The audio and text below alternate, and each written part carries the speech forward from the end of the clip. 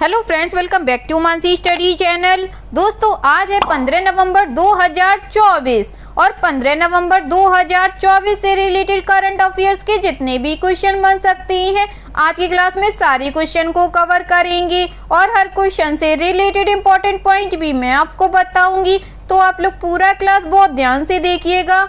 और दोस्तों, ये क्लास आपकी मॉर्निंग सुबह 7 AM पे डेली लाइव आती है। आप सभी लोग सुबह 7 बजे इस क्लास के लिए तैयार रहा करिए। इससे आपकी तैयारी करंट अफेयर्स में बेहतर होने वाली है और आगे आने वाले सभी एग्जाम में आप लोग करंट अफेयर्स में बहुत अच्छा सा रिस्पॉन्स दे पाएंगे। तो चलिए आगे बढ़ते हैं और आज का पहला क्वेश्चन देखते हैं।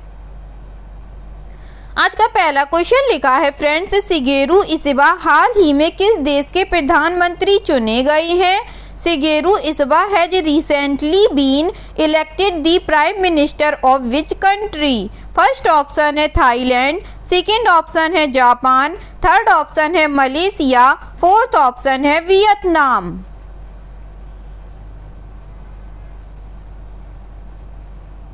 जल्दी से बताइएगा फ्रेंड्स, शिगेरू इशिबा हाल ही में किस देश के प्रधानमंत्री चुने गए हैं? इस क्वेश्चन का जो राइट आंसर हो जाएगा फ्रेंड्स, वह है हमारा ऑप्शन नंबर बी, जापान देश के। चलिए इस क्वेश्चन से रिलेटेड इंपॉर्टेंट पॉइंटों को पढ़ते हैं। जापान की संसद ने एक बार फिर शिगेरू इशिबा को देश का प्रधानमंत्री चुना है। आम चुनाव के 30 दिनों के भीतर नए नेता के चयन के लिए आवश्यक मतदान के लिए सोमवार को संसद का विशेष सत्र बुलाया गया था। देश में 30 साल में पहली बार हुए चुनाव में इशिबा ने विपक्षी नेता योशिहिको नोडा को 221 मतों से 160 मतों से हराया। ठीक है दोस्तों, चलिए आगे बढ़ती हूँ। नेक्स्ट क्वेश्चन देखती हैं। नेक्स्ट क्वेश्चन लिखा है फ्रेंड्स, नोएडा इंटरनेशनल एयरपोर्ट ने हरित ऊर्जा के लिए किसके साथ समझौता किया है? With whom has Noida international airport signed an agreement for green energy? First option है अडानी ग्रुप, सेकेंड ऑप्शन है टाटा पावर, थर्ड ऑप्शन है रिलायंस ग्रीन, फोर्थ ऑप्शन है एनटीपीसी ग्रीन।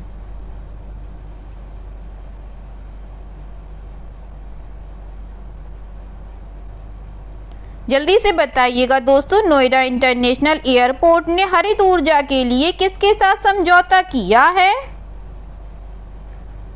इस क्वेश्चन का जो राइट आंसर हो जाएगा फ्रेंड्स, वह है हमारा option number B, Tata power के साथ। ठीक है दोस्तों, चलिए इससे रिलेटेड इंपॉर्टेंट पॉइंटों को पढ़ते हैं। टाटा पावर और नोएडा इंटरनेशनल एयरपोर्ट के बीच हाल ही में हुई साझेदारी भारतीय बिजली क्षेत्र में अक्षय ऊर्जा के एकीकृत उपयोग की दिशा में एक महत्वपूर्ण कदम है। यह साझेदारी 550 करोड़ रुपए के निवेश से शुरू की गई है और इसका उद्देश्य एयरपोर्ट की ऊर्जा आवश्यकताओं को पूरी तरह से अक्षय स्रोतों से पूरा करना है। इस योजना में टाटा पावर द्वारा 10.8 मेगावाट पवन ऊर्जा और 13 मेगावाट सौर ऊर्जा की आपूर्ति का प्रावधान शामिल है। ठीक है दोस्तों, चलिए आगे बढ़ती हूँ। नेक्स्ट क्वेश्चन देखते हैं। नेक्स्ट क्वेश्चन लिखा है फ्रेंड्स, केंद्र सरकार ने किन राज्यों में अग्निशमन सेवाओं के आधुनिकीकरण के लिए 725.62 करोड़ रुपए मंजूर किए हैं? In which states the central government has approved rate 725.62 crore for the modernization of fire services?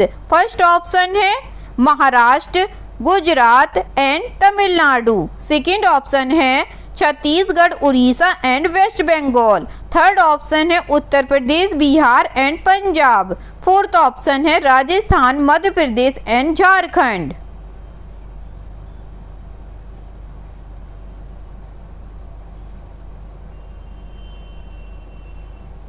जल्दी से बताइएगा दोस्तों, केंद्र सरकार ने किन राज्यों में अग्निशमन सेवाओं के आधुनिकीकरण के लिए 725.62 करोड़ रुपए मंजूर किए हैं? इस क्वेश्चन का जो राइट आंसर हो जाएगा फ्रेंड्स, वह है हमारा option number B, Chhattisgarh, Orissa and West Bengal. ठीक है दोस्तों, चलिए इससे रिलेटेड इंपॉर्टेंट पॉइंटों को पढ़ते हैं। केंद्र सरकार ने छत्तीसगढ़, उड़ीसा और पश्चिम बंगाल में अग्निशमन सेवाओं के आधुनिकीकरण के लिए 725.62 करोड़ रुपए मंजूर किए हैं। यह वित्तीय सहायता राष्ट्रीय आपदा प्रतिक्रिया कोष के तहत दी गई है, जिसका उद्देश्य भारत में आपदा प्रबंधन को मजबूत करना और अग्निशमन सेवाओं की दक्षता बढ़ाना है। छत्तीसगढ़ को 147.76 करोड़ रुपए, उड़ीसा को 201.10 करोड़ रुपए और पश्चिम बंगाल को 376.76 करोड़ रुपए आवंटित किए गए हैं। ठीक है फ्रेंड्स, चलिए आगे बढ़ते हो, नेक्स्ट क्वेश्चन देखते हैं। नेक्स्ट क्वेश्चन लिखा है friends, 2024 S&P global corporate sustainability assessment में हिंडाल्को को कितने अंक मिले हैं? How many marks has Hindalco got in the 2024 S&P global corporate sustainability assessment? First option है 87 मार्क्स, सेकेंड ऑप्शन है 90 मार्क्स, थर्ड ऑप्शन है 75 मार्क्स, फोर्थ ऑप्शन है 95 मार्क्स।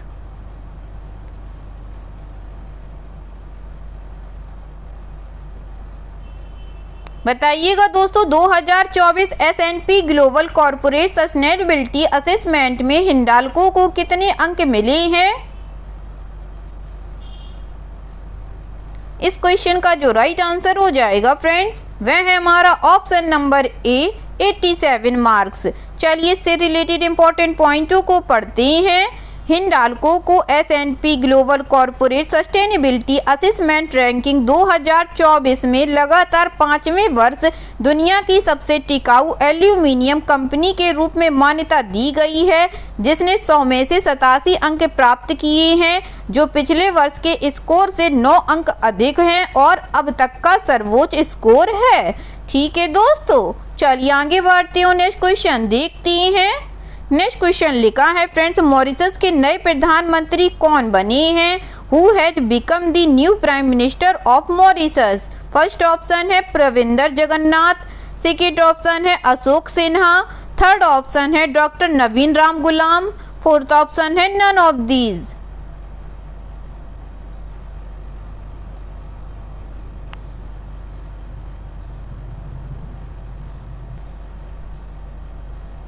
जल्दी से बताइएगा दोस्तों, मॉरिशस के नए प्रधानमंत्री कौन बने हैं? इस क्वेश्चन का जो राइट आंसर हो जाएगा फ्रेंड्स, वह है हमारा ऑप्शन नंबर सी, डॉक्टर नवीन राम गुलाम बने हैं। ठीक है दोस्तों, चलिए इससे रिलेटेड इंपॉर्टेंट पॉइंटों को पढ़ते हैं। मॉरिशस में हुए संसदीय चुनाव में लेबर पार्टी के नेता डॉक्टर नवीन राम गुलाम जीत गए हैं और देश के नए प्रधानमंत्री बन गए हैं। नवीन राम गुलाम ने देश के मौजूदा प्रधानमंत्री प्रविंदर जगन्नाथ को हराया है। संसदीय चुनावों में जीत के बाद डॉक्टर PM मोदी ने भी नवीन राम गुलाम को फोन कर बधाई दी है। ठीक है दोस्तों, चलिए आगे बढ़ते हैं, नेक्स्ट क्वेश्चन देखते हैं। नेक्स्ट क्वेश्चन लिखा है फ्रेंड्स, टोटो जनजाति मुख्य रूप से किस राज्य में रहती है? In which state does the Toto tribe mainly live? First option है उड़ीसा में, सेकेंड ऑप्शन है वेस्ट बंगाल में, थर्ड ऑप्शन है सिक्किम में, फोर्थ ऑप्शन है अरुणाचल प्रदेश में।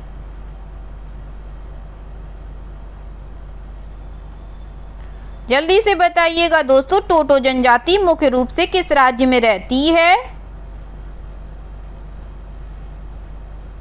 इस क्वेश्चन का जो राइट आंसर हो जाएगा फ्रेंड्स, वह है हमारा option number B, West Bengal में। चलिए इससे रिलेटेड इंपॉर्टेंट पॉइंटों को पढ़ते हैं। टोटो जनजाति, जिसकी संख्या 1600 से भी कम है, पश्चिम बंगाल के टोटापारा गांव में भूटान सीमा के पास रहती है। वे एक तिब्बती मंगोलॉयड जाति समूह है और उन्हें सबसे अधिक संकटग्रस्त जनजातियों में से एक माना जाता है, जिन्हें विशेष रूप से कमजोर जनजातीय समूह के रूप में वर्गीकृत किया गया है। उनकी भाषा टोटो सिनो तिब्बती है, जिसे बंगाली लिपि में लिखा जाता है। टोटो अंतर्विवाही होते हैं और केवल एक पत्नी रखने और दहेज प्रथा का विरोध करने की एक अनूठी संस्कृति का पालन करते हैं। वे फूस की छतों वाली ऊंची बांस की झोपड़ियों में रहते हैं और पहचान के संघर्ष और खराब बुनियादी ढांचे का सामना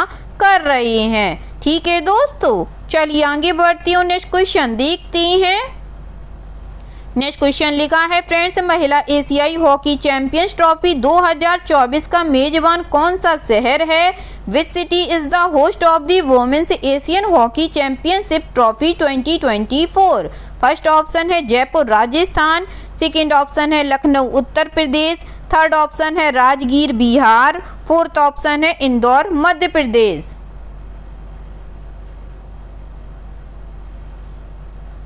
जल्दी से बताइएगा दोस्तों, महिला एशिया हॉकी चैंपियंस ट्रॉफी 2024 का मेजबान कौन सा शहर है?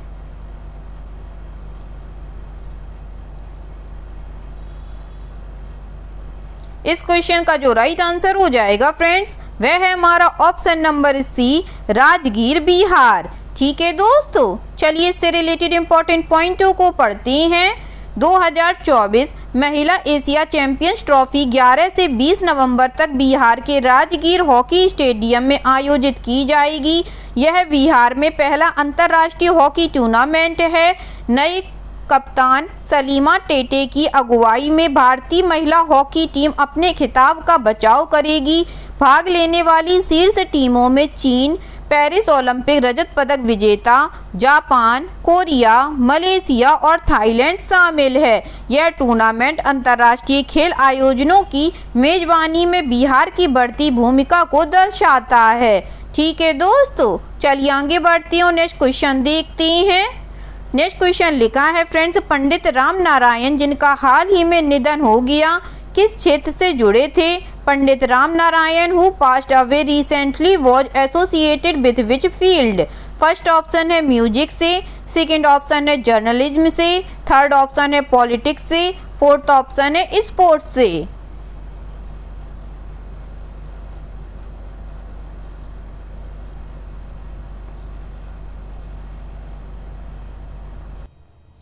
जल्दी से बताइएगा दोस्तों, पंडित राम नारायण जिनका हाल ही में निधन हो गया, किस क्षेत्र से जुड़े थे? इस क्वेश्चन का जो राइट आंसर हो जाएगा फ्रेंड्स, वह है हमारा ऑप्शन नंबर ए, म्यूजिक से। चलिए इससे रिलेटेड इंपॉर्टेंट पॉइंटों को पढ़ते हैं। महान सारंगी वादक पंडित राम नारायण का 96 वर्ष की आयु में मुंबई में निधन हो गया।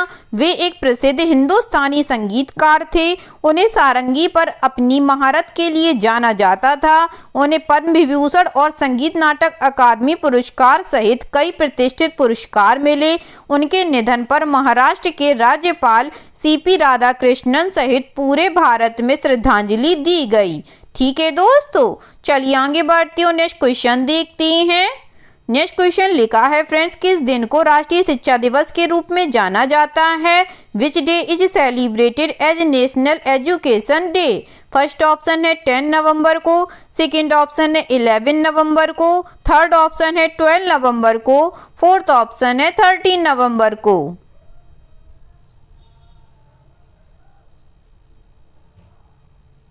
जल्दी से बताइएगा दोस्तों, किस दिन को राष्ट्रीय शिक्षा दिवस के रूप में मनाया जाता है? इस क्वेश्चन का जो राइट आंसर हो जाएगा फ्रेंड्स, वह है हमारा ऑप्शन नंबर बी, 11 नवंबर को। चलिए इससे रिलेटेड इंपॉर्टेंट पॉइंटों को पढ़ते हैं। राष्ट्रीय शिक्षा दिवस 11 नवंबर को भारत के पहले शिक्षा मंत्री मौलाना अबुल कलाम आजाद के सम्मान में मनाया जाता है। यह भारत के भविष्य को आकार देने में शिक्षा की भूमिका पर जोर देता है, जहां 35 वर्ष से कम आयु की 65% आबादी को गुणवत्तापूर्ण शिक्षा और कौशल विकास की आवश्यकता है। भारत सरकार 26वें संशोधन सहित पहलों और कानून के माध्यम से शिक्षा तक पहुंच को बढ़ावा देती है, जो 6 से 14 वर्ष की आयु के बच्चों को मौलिक अधिकार के रूप में मुफ्त शिक्षा की गारंटी देता है। शिक्षा का अधिकार अधिनियम 2009 गुणवत्तापूर्ण प्राथमिक शिक्षा सुनिश्चित करता है। पीएम मोदी के नेतृत्व में शुरू की गई राष्ट्रीय शिक्षा नीति NEP 2020 का उद्देश्य 21वीं सदी के लिए भारत की शिक्षा प्रणाली को आधुनिक बनाना है। ठीक है दोस्तों, चलिए आगे बढ़ती हूँ, नेक्स्ट क्वेश्चन देखते हैं। आज का लास्ट क्वेश्चन लिखा है फ्रेंड्स, कायाकल्प योजना किस मंत्रालय द्वारा शुरू की गई है? Kayakalp Yojana has been started by which ministry? First option है ministry of agriculture and farmers welfare, second option है ministry of science and technology, third option है ministry of health and family welfare, fourth option है ministry of tourism.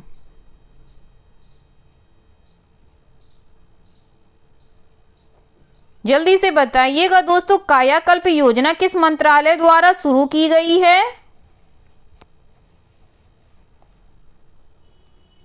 इस question का जो right answer हो जाएगा friends, वह है हमारा ऑप्शन नंबर सी, स्वास्थ्य और परिवार कल्याण मंत्रालय द्वारा।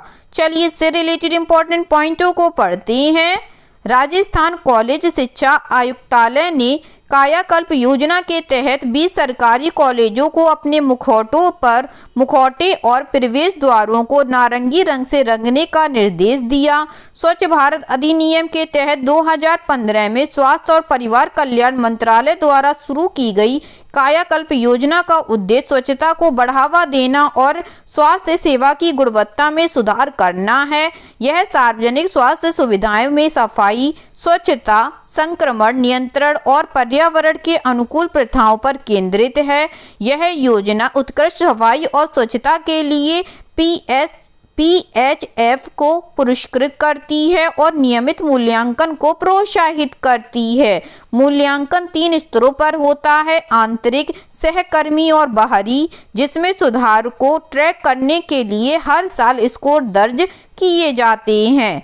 ठीक है दोस्तों, आई होप आज के सभी क्वेश्चन आप लोगों को बहुत अच्छे लगे होंगे फ्रेंड्स, और सभी क्वेश्चन से रिलेटेड इंपॉर्टेंट पॉइंट के नोट्स भी आप लोगों को बहुत अच्छे से समझ में आए होंगे।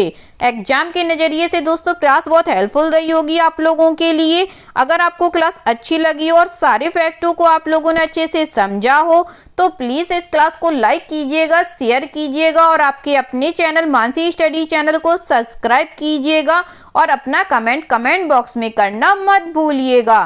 ठीक है दोस्तों, थैंक यू सो मच दोस्तों।